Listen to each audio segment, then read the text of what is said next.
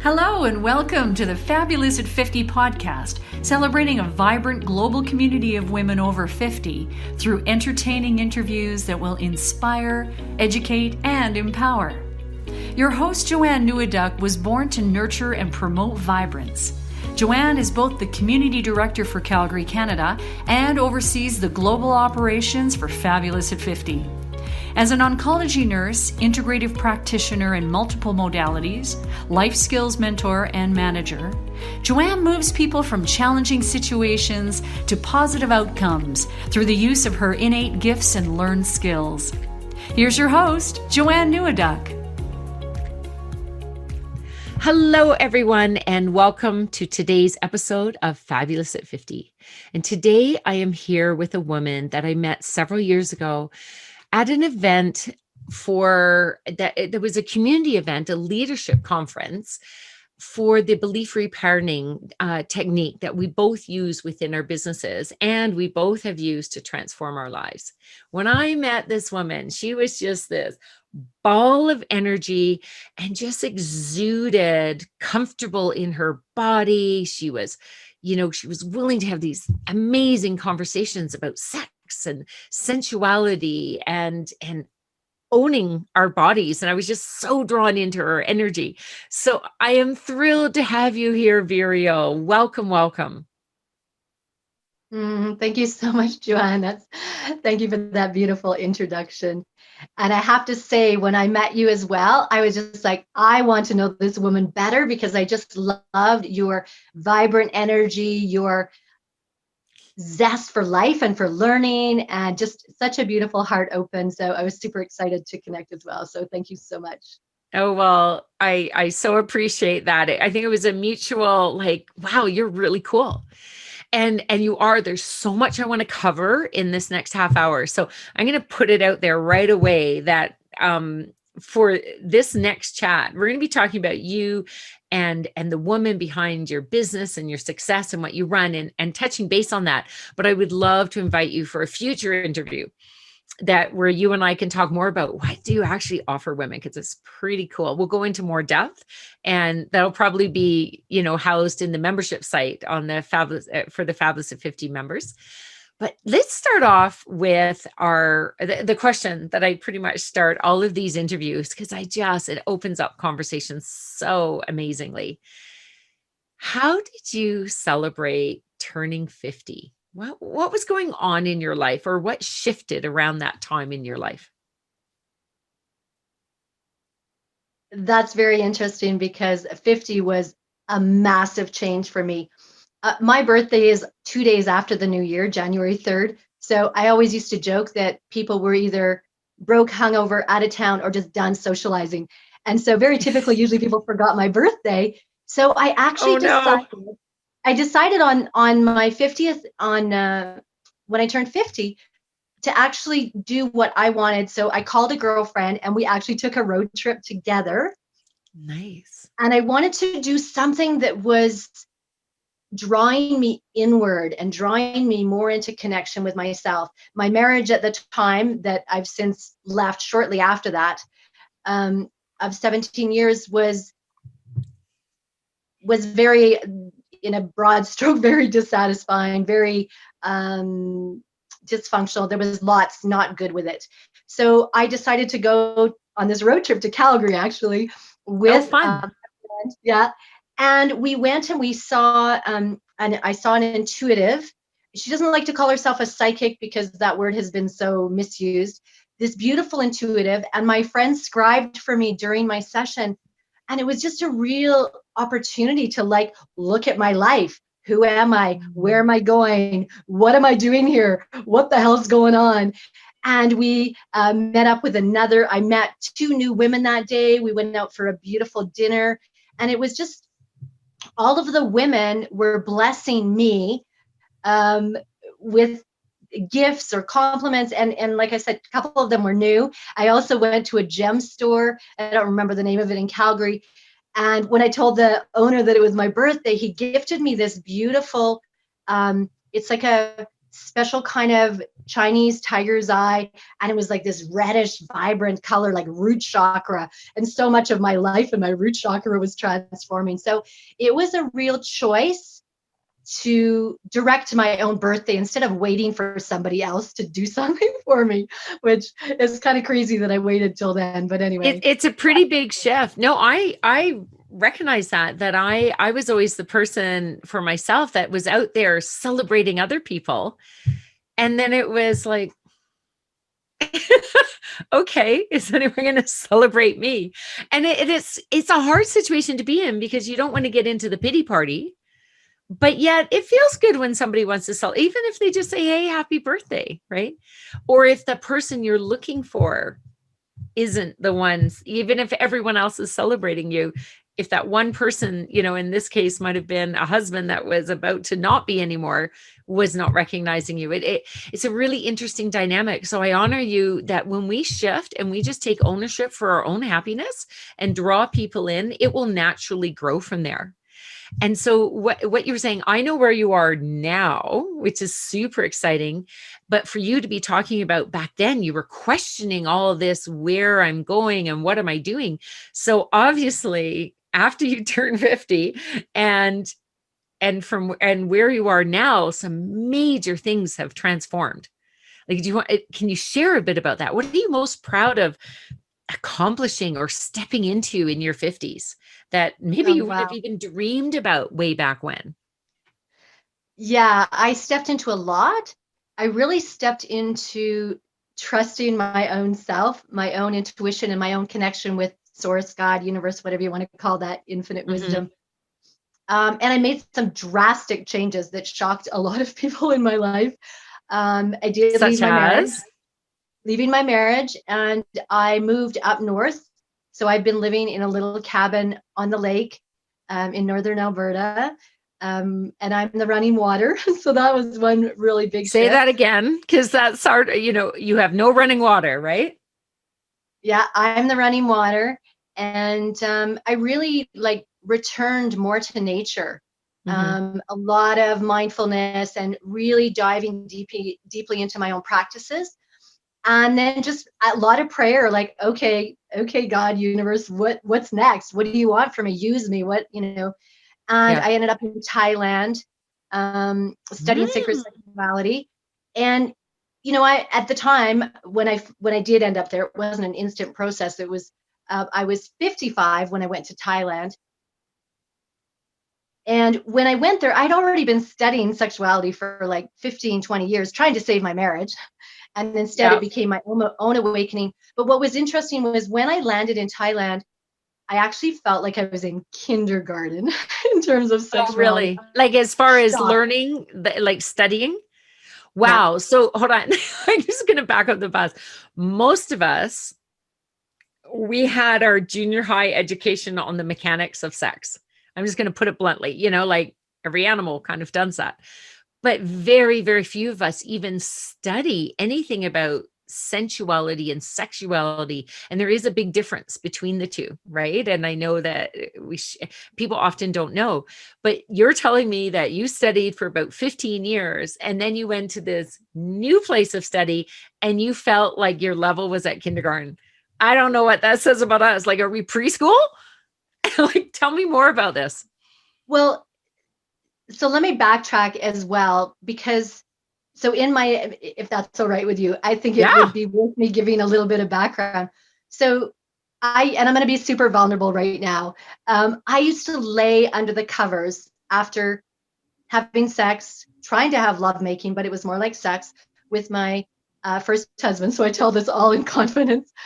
And I used to lay there so frustrated, and I'm going to say masturbate. It wasn't even self-pleasuring, because I was just literally taking the edge off. If he was asleep, if he was awake, I would go to the bathroom, and I didn't know about the wisdom of maybe using some lube or coconut oil. So it was actually even the masturbation was like not terribly satisfying, but it took the edge off of the physical, I would say almost like pain and frustration that I was experiencing. And so I'd been taking all these courses and studying and learning David Deda's work and Taoist Tantra. And any course I could get on sexuality in Alberta and Canada, I was taking it. And even with all those courses, it just wasn't working in my marriage. And there were many reasons that it wasn't. Yeah. But a lot of it was because I didn't even know what I didn't know.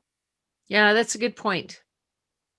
Yeah. So when I went to Thailand, I was one of the older women in my 50s. Most of them were younger, in their 20s, 30s, and 40s. And yeah, I was shocked to learn a lot of ancient, I'm going to call them secrets because they were secret to me, ancient secrets that aren't so secret in the Eastern world. So for thousands of years, they've been teaching like yoni jade egg and female anatomy. Like I learned stuff about my female anatomy that nobody had ever taught me. And so I was actually I was angry. I was actually empowered by anger to go and tell other women, because I'm like, WTF, how come we don't know this stuff? Where are we not taught? So that was kind of my bit of my journey there. Yeah, interesting. Now I'm going to pick up in that point is I know that part of this journey, we only have so much time today, but part of this journey was you overcoming shame. And you share that in more detail in a book. Can you tell us do you have a book handy to hold up? I should have got it. I had my prop here. I don't right now. I apologize. Okay, that's okay. Because I know you're in somebody else's house. You're a guest right now, and you're hiding up in one of their guest rooms with a makeshift studio here. Yeah. So the book is called From Shadows to Light, a whole human approach to mental health. My chapter is called Transforming That Shame. And that chapter, the title came because I kept being called the shame buster by people. And I'm like, what? Okay. And so what happened was, when I was asked to be part of the book, I was like, what am I going to write about? And then my friend who was the compiler of the book, Olivia, I was thinking about sex. I was thinking about suicide. I was thinking about my own mental, emotional breakdown that I had 4 years ago. And then suddenly this light bulb went on. And with my friend's help, I realized that there was a common thread through all of them. And it was shame. Yeah. Shame and mental health, shame around losing my own brother to suicide, shame around sexuality, shame around my marriage failing. All of those things were connected with shame. And so that just naturally became what wove my story together. And of course, our belief repatterning that we have was the tool that kind of aligned everything so that I was able to transform that shame, dissolve that shame, so that, because honestly, I'm an introvert. I would rather be alone in my little cabin in the woods or one-on-one with people. Something bigger, though, in Thailand rose up in me that I wanted other women to know about this. And that when I transformed that shame, it's like I knew the more I talked with other women that I wasn't alone. And then I find that most women, I'm going to say like 99%, are experiencing shame in many areas of their lives, right? Especially for us as women. It's we've had millennia of shame around our bodies. We've had millennia about shame around our emotions, right? So there's so much shame that we navigate as women. So it's true. And shame is such a low vibrational state of being that we have it. And I think it's so important to be that we can be confident and out there and shall we say rocking it in some areas of our life, but we can be held back because certain areas of our life, there is shame around it. There is and shame shows up in different ways. It shows up in embarrassment, right? It shows up in holding back, there's so many ways that it can show up. If someone doesn't resonate necessarily, oh, I don't have shame around that, but it's like, well, are you embarrassed to even have a conversation around it? If you have any of that, there is some shame there. And it's so subliminal at times, and we get such contradictory messages. So I'm fascinated by this, and it makes me go, okay, what don't I know? I know that what I want to do is you offer some incredible courses, and and programs to help women through this. So right now, before we continue the conversation, can you tell me first, if someone wants right now, if they're going, I want to know more about Vireo, how do they reach you? Share your website. If like, do you have an email or the best way for them to reach you? And how can they get the book if they're after that book as well to learn more and identify?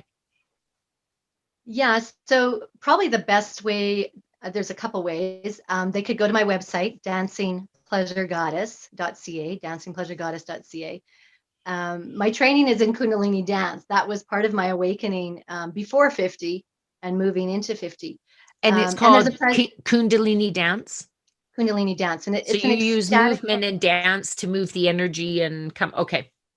Yeah, to awaken. And it's really about the sacred feminine in union with the sacred masculine within ourselves, right? Our Yeah. own sovereignty, finding our wholeness within ourselves.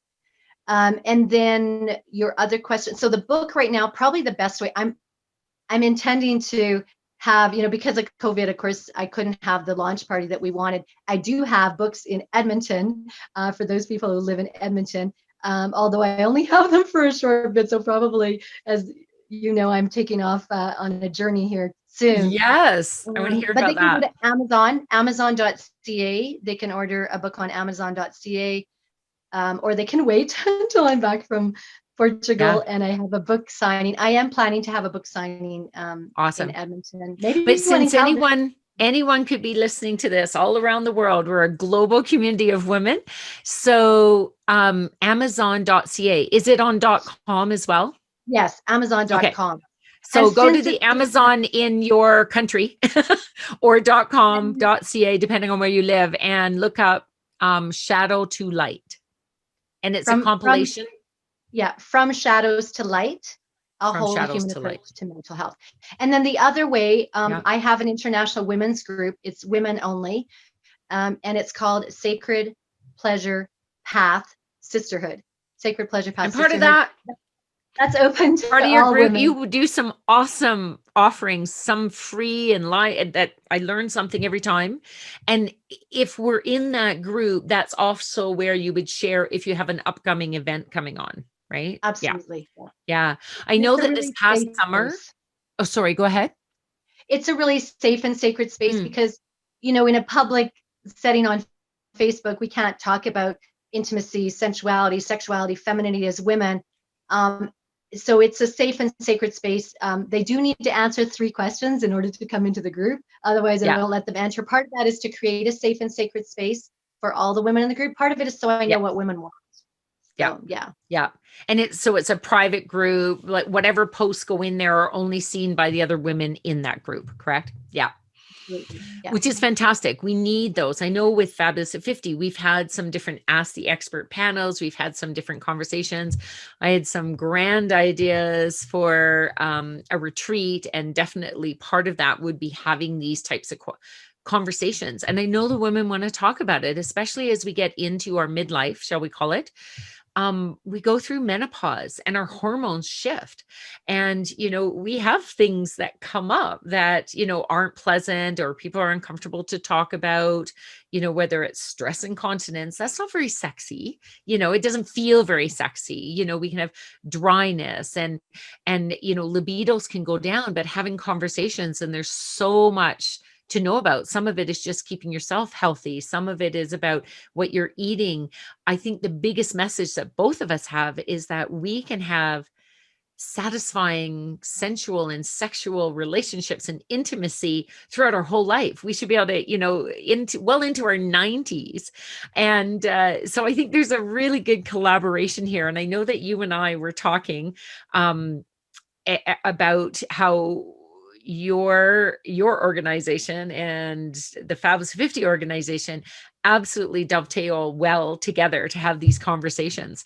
I know that one of the things that I aspire to be able to participate in is tell me a little bit about the wonderful, like truly retreat, like it's rustic retreat up near where you live. Can you share just a little bit about that so women can understand what kind of experience they can have actually with working with you? Yeah, it's a very intimate in many ways. We're in nature, we're secluded in the middle of nowhere. It's called Sacred Yoni Temple. And yoni is a Sanskrit word for our female genitals. It means sacred passage, cave of wonder. And at this time, I've been having it literally with 6 women and my assistant. So it's lots of attention, lots of one-on-one, lots of sisterhood. The women all become friends for life. It's so beautiful, and it's an opportunity to transform shame around body image, transform shame around your femininity, and transform a lot of the competition and not good enoughness and all the old stories that we have around relationship with other women, and to start to feel supported and connected with other women and to not feel so alone. And the women start to realize what they're experiencing is similar to what other women are experiencing. So it's very sacred. It's very intimate. We have a Finnish, I call it sauna. Canadians call it sauna. I'm from Finland, is my heritage. So we have a Finnish spa where it's some very sacred practices, Vireo's version, where we get to really deepen in sisterhood, deepen in our connection with our body, and some intimate learning, some practices to love our own bodies the way they are right now. Not love them when we lose weight, not love them when this happens or that happens, but love them now. And it was super powerful. One woman in particular did not see herself as beautiful, like any part of herself. And she's a beautiful woman. I see the beauty in all women. And within a short period of one of the practices that we did, she came to see herself through everybody else's eyes and through the eyes of the divine, and she wept. And when she left, she actually saw herself as beautiful, like really from the inside out. I'm getting tingles from head to toe. That's so beautiful. Having a safe, sacred space to be able to experience that. And I know that's kind of your elite course there, or retreat, and working just, pretty much one-on-one. I mean, 6 attendees, that's incredible. And you have many other wonderful things. Now, before we end off and I ask you for your 3 pearls of wisdom, can you just tell me a tiny bit more about, you're about to go on an incredible adventure? Can you just give us a snippet, and then we'll definitely talk to you once you're back and we know and you've had the experience. Yeah, so a few days ago, I was asked by my teachers who I studied with in Thailand 3.5 years ago, the ones where I felt like kindergarten when I arrived. And they contacted me recently and asked me to teach alongside them in Portugal. What an honor. And they're going to pay me as well. They're going to take care of me there, food and accommodation. So I got to do a lot of repatterning to really step into, I'm worth that. I'm deserving. I'm good enough. And I feel super honored. So my learning will be just like amplified. And of course, it's in Portugal. In a beautiful That's exciting. That is so exciting. I'm happy for you, Vireo. Well, at this point in time, I want to maybe put you on the spot just a little bit. I know that you have so much wisdom, but if you could share 3 pearls of that wisdom with our listening audience today, what would you like to say? Yeah, I think because I'm speaking to women who are over 50, first of all, if you're having menopause symptoms, it does not need to be that way. When I learned those ancient practices that are Taoist tantric in Thailand, I started to dissolve all of those symptoms. So one of the ways to do that would be to start to touch your body, like get to know your own body. Breast massage is a great one, and I'll actually be teaching that. There should be, well, even while I'm in Portugal, there should be actually that I'm offering a 3 secrets to feeling feminine, and hopefully that, if technology goes well, that will be waiting there. And I actually teach a in the group, just to clarify, it'll be, so when you're in the Facebook group, there's some Facebook lives and some videos where you can get this information. Okay. Yeah, that will be there shortly. And so when we massage our breasts, you are connecting the mind, the clitoris, the yoni, the heart. You're opening your heart chakra, and you're getting the juices flowing. So in terms of, the dryness that a lot of women experience, I'm not going to say that that's going to solve all of it, but for a lot of women, it's because the energy is not moving. The chi is not moving. So you're not broken. That would be the first thing. Menopause is, a lot of it is symptomatic. It's not the way it has to be. Exactly. The second one is massage your breasts. Come and learn how to massage your breasts. 2 questions. Number 3. I think the third one, which is just an easy one, I like to start with easy, is to start to like move your body, like really shake up the chi. In Taoism, they talk about how when the energy is stagnant, and there's a book I refer to also by Chris Crowley called Younger Next Year. He interviewed it's a great book. Thousands of people over 80. And one of the things he found is that we're not meant to be sedentary. We're meant to move our body. So like even right now I'm standing, right? So I love standing. I was thinking of setting my desk up so I can stand for these interviews. I actually prefer to stand. Yeah. So move your body outside, move your body every day. I start my morning with a shaking practice. And I shake the energy in my body every day. So for those that are listening on just the audio part of the podcast, it's like we're literally shaking. Shaking but your body, it gets your body vibrating and moving. It doesn't have to be a heavy duty workout. Even putting on your favorite song or something and moving your body for, how long do you do your shaking practice for? You know what? Some days it's 3 minutes. Some days it's 15 minutes. I've made a commitment that every day I'm going to at least do like 1 song or 2 minutes of shaking. If I don't have access to music, which is pretty rare, I might just stand and just put my timer on and shake my body for a few minutes. And it always makes me feel better. I always feel more alive, more vibrant, more energized. So that would be one. Number 3. I would love to hear how people notice a change. That one practice, I've had women in my program that have said that one practice helped them to shift emotions, helped them to come more into their body, helped them to be happier, helped them to be more alive. It's a powerful, powerful practice because we're moving the life force energy and it's no longer stagnant. So you're opening the doorway to way more health and way more inner happiness doing that. I love that. Thank you so much, Vera. It reminds me of that shaking bit is a bit similar to when people go like on a rebounder, but you don't have to have a rebounder. You don't have to have equipment. You can just do it in your kitchen and shake. And honestly, if someone's just starting out, even if they did 30 seconds, that's a start. And then add 15 seconds every day. Like if 3 minutes seems like too much, that's just 1 song. But if that does feel like too much for someone, I love that idea. I think I'm going to add that in with the Fabulous at 50 membership. We have one of the days is community. One of the weeks is about sensational self-care. And I know that in the future, you and I should collaborate on one of those. And talking about moving that energy, we're going to be using like vocal toning and bowls, and we can add in the shake and say, okay, we're going to shake for Vireo. And then also in the movement, we have Marvelous Movement and we have the Books and Babble. So we're touching base on every aspect, and the aspect of our physical bodies, our emotional bodies, our spiritual bodies, intellect, like absolutely every single part of our being is impacted by the connection we have with our sensual and sexual and intimate self. So thank you so much today, Vireo. It was wonderful to have you on the show. And I wish you all the best, safe travels, and how exciting. I know by the time this airs, you will be over in Portugal studying. So I so look forward to what you bring back to teach us.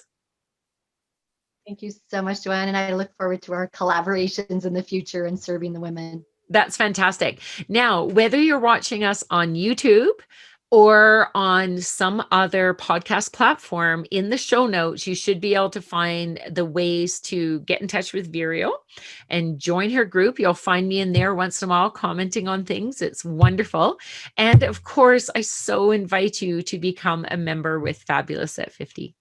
So we're signing off for today. Safe travels, You've been listening Vireo. to the Fabulous at 50 podcast with your host, Joanne Neweduk.